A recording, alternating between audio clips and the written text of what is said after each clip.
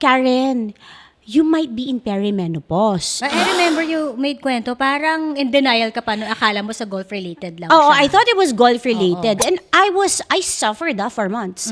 I couldn't lift my arms. I couldn't unclasp my bra or even as simple as mag-shirt lang. Ganun siya It's giving kahirap. excruciating pain, ante. So, it started there. However, feeling ko mas maaga knowing the symptoms of perimenopause, ha? Kasi as far back as 38, I didn't even know what vertigo was.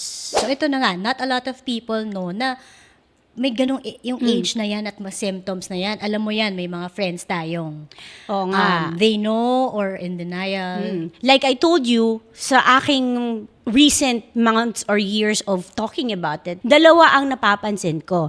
Either our friends know but are in denial simply because to accept to be in the perimenopause phase is accepting that we are aging. Oo nga, na tumatanda. Siyempre, sino ba naman ang gustong maka-accept That's na right. agad, right? But the So, second one is pretty much like you.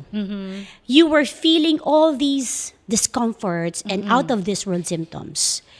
And like you said, you just discovered the word perimenopause this year. yes, menopause lang ang alam ko, ante. So, it's awareness talaga. Auntie Kai!